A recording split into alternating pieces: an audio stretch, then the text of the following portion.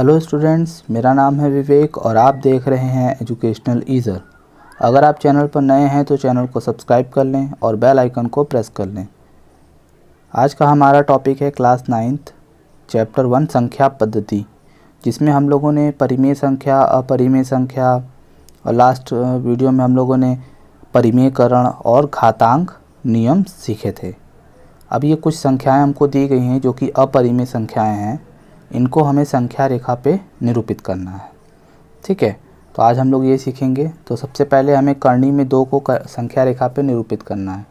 तो कर्णी में 2 जो होता है वो आप उसको क्या लिख सकते हो? कर्णी में 2 को आप लिख सकते हो 1 का स्क्वायर प्लस 1 का स्क्वायर, है कि नहीं? जैसे कि आपने पढ़ा होगा किसी त्रिभुज में जो कर्ण का वर्ग होता है वो आधार के वर्ग और लंब के वर्ग के बराबर होता है। तो अगर ये मान लीजिए कर्ण है तो कर्ण किसके बराबर होगा? आधार के वर्ग और लंब के वर्ग। तो आधार और लंब ऐसे होने चाहिए जिसका वर्ग करने पर 2 आए। अब आप इसको करके देख सकते हो। तो ये क्या आएगा? 1 का वर्ग 1 आता है प्लस 1 यानी √2 वापस आ जा रहा है। यानी हमको मिला कि जो आधार होगा वो 1 होगा और लंब जो होगा वो भी 1 होगा। ठीक है, अब हम लोग संख्या रेखा बनाएंगे। तो संख्या रेखा बना लेते हैं।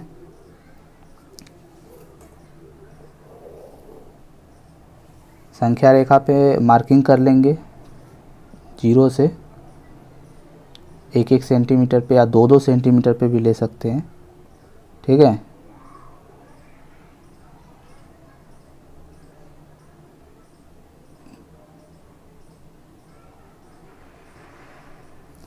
ये मार्किंग कर लिया। अब अगर किसी पॉइंट को हम 0 मान लें, मान लो ये 0 है, ठीक है, ये 1 होगा, ये 2 होगा, ये 3 होगा, ये -1, ये -2। ठीक है, तो इसमें हमें आधार 1 है तो हम इस आधार को 1 मान लिए, यानी OA जो है आपका आधार है। ठीक है, आधार है। अब हमें इस पर लंब खींचना है, वो भी कितना होना चाहिए? 1 होना चाहिए। तो इस पर लंब खींचने के लिए हम इसका यूज़ करेंगे। तो इससे हम फटाफट पॉइंटिंग कर लेते हैं। 90 डिग्री देखिए जहाँ पर है उसको मार्क कर लेंगे। मार्क कर लिया और वहाँ तक लाइन नहीं खींचेंगे। कहाँ तक खींचेंगे? सिर्फ अगर आप इसको 1 माने हो, ये कितना है आपका? 2 सेंटीमीटर के बराबर है। देखिए, तो आपका ऊपर वाला जो लंब है वो भी जो है 2 सेंटीमीटर का ही होना चाहिए। तो पहले उस पॉइंट से इस पॉइंट को मिला लेंगे तो इससे पता चलेगा कि हाँ ये लंब है। अब हम लोग इस पर 2 सेंटीमीटर को 1 सेंटीमीटर माने हैं या 1 यूनिट माने हैं। तो 8 पर है तो 6 तक आपका 1 यूनिट होगा। क्यों 6 तक हो रहा है? क्योंकि आपने आधार में भी 2 सेंटीमीटर को 1 यूनिट माना था, तो लंब में भी 2 सेंटीमीटर 1 यूनिट होगा। तो ये लंब कैसे खींचा गया, समझ आ गया? अब क्या करेंगे, इसको हम B मान लेंगे। अब O से B को आप मिला लीजिए। O से B को आप मिला लेंगे तो यही जो है आपका कर्ण होगा। और कर्ण कितना होगा? कर्णी में 2। ठीक है, अब इस कर्णी में 2 को हम प्रकार की सहायता से संख्या रेखा पे निरूपित करेंगे। पहले इसको केंद्र मान लेंगे और इसको B तक नाप लेंगे, यानी OB एक त्रिज्या मान लेंगे और यहाँ से आप संख्या रेखा पे इसको निरूपित कर दोगे। ठीक है, इस तरह से।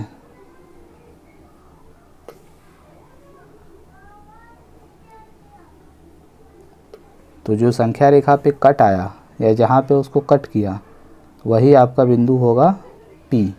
ठीक है, और यही है आपका क्या? कर्णी में 2। तो इस तरीके से आप संख्या रेखा पे कर्णी में 2 को निरूपित कर सकते हो। अब हमें कर्णी में 3 को निरूपित करना है। तो सबसे पहले हम कर्णी में 3 को क्या लिख सकते हैं? अगर हम उसी तरह से लिखना चाहें तो कर्णी में 3 को हम लोग लिख सकते हैं, ये इसका आधार मान सकते हैं कि ये कर्णी में 2 इसका आधार होगा। तो कर्णी में 2 का वर्ग प्लस 1 का वर्ग। अब आप इसको हल करके देख लो। कर्णी में 2 का वर्ग क्या आएगा? 2 आता है और 1 का वर्ग 1, तो कितना आया? कर्णी में 3। तो यानी हमारा आधार कितना होगा? कर्णी में 2 होगा। और कर्णी में 2 अभी हम लोगों ने बनाया ये होगा, यानी ये हमारा आधार होगा और इस पर हम लंब बनाएंगे। यानी ये आकृति हमें दोबारा बनानी होगी क्योंकि ये हमारा आधार है, कर्णी में 2 हमारा आधार है और आपका जो लंब है वो आपका 1 है। ठीक है, तो इस पर हम बनाएंगे। तो इतनी आकृति हम दोबारा बना लेंगे। देखिए ये संख्या रेखा बना लिया। अब हम लोग क्या करेंगे, ये हमारा आधार है 1, पहले हमें कर्णी में 2 बनाना है ना, तभी तो हम कर्णी में 3 बना पाएंगे उस पर लंब खींच के यहाँ पर। तो पहले आधार 1 हो गया। अब लंब 1 के लिए हम क्या करेंगे, 90 डिग्री लंब खींचेंगे। तो यहाँ पर आप इसे इसको आधार से आधार मिला के 90 पे मार्किंग कर लोगे, फिर उस पॉइंट को मिलाकर आप इससे मिलाओगे ए से। ठीक है, ये आपने मिला लिया। अब 7 पे अगर रखे हो तो आपकी 1 यूनिट या कहाँ तक हो गई, 5 तक, क्योंकि आपने 2 सेंटीमीटर को 1 यूनिट माना है। फिर आप इसको मिला लोगे ओ से बी को, यही आपका कर्णी में 2 होता है ना। तो ये आपका कर्णी में 2 है। ठीक है, हमें कर्णी में 2 तो संख्या रेखा पे निरूपित करना नहीं है, नहीं तो हम यहाँ पे प्रकार रख के इसको ऐसे मिला देते जैसे कि यहाँ किया है, लेकिन हमें कर्णी में 3 कहना है। तो कर्णी में 3 के लिए हमारा आधार कर्णी में 2 होना चाहिए। तो जो आधार है हमें मिल चुका है। अब हमें लंब खींचना है, तो लंब 1 होना चाहिए। तो 1 आप इस पर फिर से वही 90 डिग्री बनाओगे। ठीक है, तो 90 डिग्री बना लेते हैं इस पर। इस तरह से पॉइंट लाइन से लाइन मिला के 90 को क्या कर लेंगे, मार्क कर लिया। अब 90 को मार्क करके बी से उस मार्किंग पॉइंट को मिलाएंगे। ठीक, ये हमने मिलाया। अब 9 पर है अगर, तो हमारा लंब जो है कहाँ तक होगा, 1 यूनिट हमारा 2 सेंटीमीटर के बराबर है। तो लंब जो है 7 तक चला जाएगा। तो ये हमारा 1 यूनिट हो गया। यानी अब हम जब ओ से सी को मिलाएंगे, तो वो हमारा क्या होगा, कर्णी में 3 होगा। क्यों, अभी आपने देखा ना, कर्णी में 2 का वर्ग और 1 का वर्ग, कर्णी में 3 आता है। तो कर्णी में 2 का वर्ग यानी आधार का वर्ग प्लस लंब का वर्ग बराबर कर्ण का वर्ग। अब हम क्या करेंगे, प्रकार से इसको मिला देंगे। ओ सी को नाप कर, यानी ओ को केंद्र मान लेंगे, सी को ओ सी तक की दूरी ले लेंगे और वहाँ से इसको आप दिखा दोगे। ठीक है, तो ये जो पॉइंट होगा आपका, ये आपका क्यू होगा, जो कि क्या है, कर्णी में 3। ठीक है, अब आप देख पा रहे हो, कर्णी में 2 बनाने के लिए आपका आधार क्या था, वह 1 था, लंब 1 था। तो आधार 1 था, लंब 1 था, कर्णी में 2, प्रकार की सहायता से इसको मिला दिया। ये पी आपका कर्णी में 2 हो गया। लेकिन कर्णी में 3 बनाने के लिए आपका आधार कर्णी में 2 होना चाहिए। तो कर्णी में 2 आधार भी हो गया और लंब कितना हो गया, 1, और इसको मिलाकर इसको मिला दिए। अब इसी तरीके से कर्णी में 5 भी बनाना है। आइए देखते हैं कर्णी में 5 कैसे बनेगा। तो पहले कर्णी में 5 का हम लोग वो कर लेते हैं कि इसका आधार क्या होगा। तो कर्णी में 5 में को आप बोल सकते हो कि 1 का वर्ग प्लस 2 का वर्ग। तो देखो 1 का वर्ग 1 और 2 का वर्ग 4, तब कर्णी में 5 आ जा रहा है। यानी हमारा आधार कितना होना चाहिए, 1 होना चाहिए, और लंब कितना होना चाहिए, 2 होना चाहिए।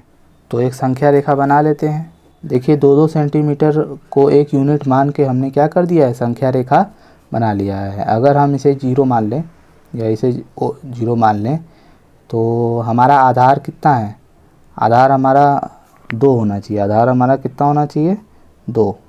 ठीक है, आधार पे आप 2 ले लो और लंब पे 1 ले लो। तो आधार 2 लोगे तो आपका 1 यूनिट ये है और 2 यूनिट यहाँ पर, तो यहाँ पर आपका ए होगा। ठीक है, आपका 2 यूनिट आपका ये हो गया। अब लंब खींचना है, तो लंब आप 90 डिग्री पहले मार्किंग कर लोगे। ठीक है, तो इस पर हमने मार्किंग कर लिया ऊपर। अब फिर उससे क्या कर देंगे, मिला देंगे। 7 से उसको मिलाकर, अगर 7 पे रखेंगे तो 7 से मिलाकर कहाँ जाएगा, वो 2 यूनिट हमने माना है और हमें 2 सेंटीमीटर को हमने 1 यूनिट माना है, तो कहाँ तक जाएगा, 5 तक। ठीक, तो ये आपका 1 यूनिट हो गया। अब देखिए 2 आधार है और लंब कितना है आपका, 1, यही ना था। अब हम क्या कर लेंगे, इस सी को इससे मिला देंगे। अब इसको मिला देंगे तो क्या बन जाएगा, ये आपका बन जाएगा कर्णी में 5। अब प्रकार से इसको संख्या रेखा पे निरूपित कर देंगे। ओ को केंद्र मान लेंगे, ठीक, और सी तक जाएंगे।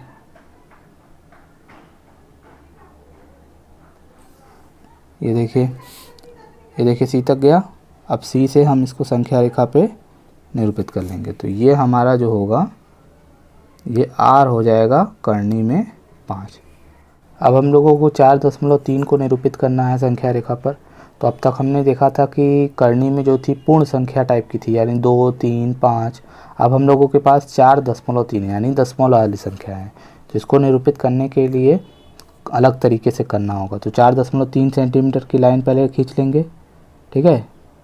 ये हमने खींच लिया 4.3 सेंटीमीटर की लाइन, इसको ए ले लिया, ठीक।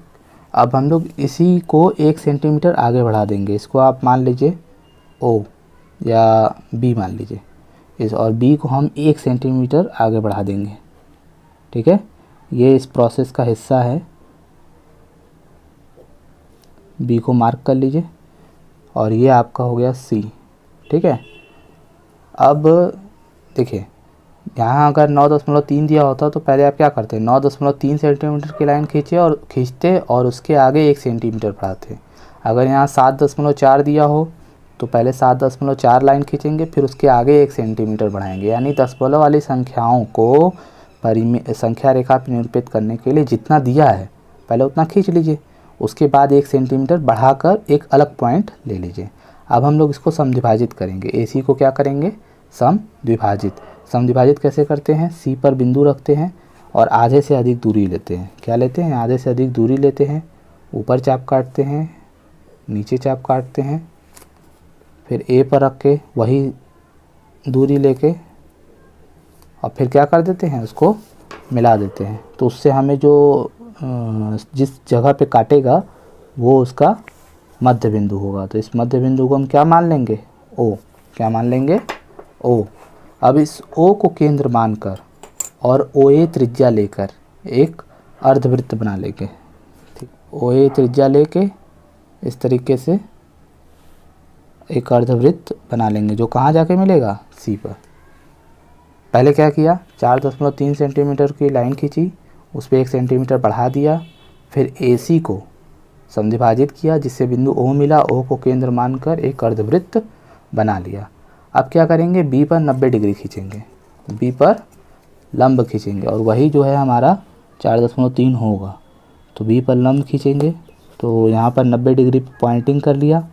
पॉइंट करने के बाद उससे क्या कर लेंगे, मिला लेंगे उस पॉइंट से। इसमें कोई है ही नहीं, डायरेक्ट अगर मिला भी दोगे तो वो जो है आपका लंब होगा। तो इस तरह से मिला दिया। तो ये आपका क्या है, करनी में 4.3। अब इसको संख्या रेखा पे निरूपित करना है। ये तो ऊपर हो गया करनी 4 करनी में 3 ना, तो संख्या रेखा आपकी ये है ना। तो इसको हम आगे बढ़ाकर, कितना भी चाहे आप आगे बढ़ा लीजिए, और फिर उसको नाप कर आधार पे उतार देंगे, ठीक है। जानते ही हो, जैसे अभी तक हम लोग सीख रहे थे कि करनी में 2 को जैसे करते हैं वैसे ही इसको भी संख्या रेखा पे इस तरह से निरूपित कर देंगे। तो ये जो अभिष्ट पॉइंट D है, यही जो है B से लेकर D तक, B से लेकर D तक, यही है आपका करनी में 4.3। तो ये थोड़ा सा अलग है, थोड़ा सा हटके है, बट आसान है। सबसे पहले जो भी संख्या दी गई होगी उसको क्या करेंगे हम लोग, खींच लेंगे, उसके आगे 1 सेंटीमीटर आगे बढ़ा लेंगे, फिर क्या करेंगे, उसको समद्विभाजित करेंगे, O को केंद्र मानकर एक अर्धवृत्त खींचेंगे, ठीक। जो बिंदु B रहेगा उस पर लंब खींचेंगे और वहाँ से फिर इसको D को मिला देंगे प्रकार की सहायता से, ठीक है। इसी आधार पर आप लोग, आपकी किताब में दिया गया है 9.3 को संख्या रेखा पे निरूपित करना है। इसको आप अपनी से प्रैक्टिस करिए इसी आधार पर, और ये एग्ज़ाम में आ सकता है, ठीक है। इसी तरीके से सारे क्वेश्चंस करने हैं। करनी में 2, करनी में 3, करनी में 5 अलग तरीके से, और करनी में दशमलव वाली संख्याओं को इस तरीके से निरूपित करते हैं। और एक सवाल रह गया था 1.5 अभ्यास NCERT से, जिसमें बोला गया था कि पाई का मान 22/7 लिखा जाता है, लेकिन पाई को हम अपरिमेय संख्या बोलते हैं, क्यों। मैंने एक वीडियो लेक्चर में आप लोगों को बताया था कि पाई का ये जो मान होता है ये लगभग मान होता है। कौन सा मान होता है, लगभग मान, ये एक्चुअल मान नहीं होता। पाई का जो एक्चुअल मान होता है, वास्तविक मान होता है, वो होता है 1.1415 ये, ठीक है। इसको लगभग 22/7 के रूप में व्यक्त किया जाता है। तो आप 22/7 अलग एक संख्या अगर मान लो तो ये परिमेय है, लेकिन अगर पाई के रूप में अगर इसको देखते हो तो ये अपरिमेय नहीं, अपरिमेय ही होगा, क्योंकि इसका ये एक्चुअल मान नहीं है। एक्चुअल मान उसका ये होता है, इसीलिए पाई जो है अपरिमेय है। ये अभ्यास आपके अभ्यास 1.5 में था। आप इसको अब आंसर समझ गए होंगे कि पाई अपरिमेय संख्या क्यों है जबकि 22/7 लिखा जाता है, क्योंकि 22/7 क्या है आपका लगभग मान है। तो आज की वीडियो यहीं तक थी। अगर वीडियो समझ में आया है तो अपने दोस्तों से शेयर करो और उनसे कहो कि सब्सक्राइब करें और वीडियो को लाइक करो, सपोर्ट करो। हम लोग मिलेंगे नेक्स्ट वीडियो में, तब तक के लिए बाय बाय।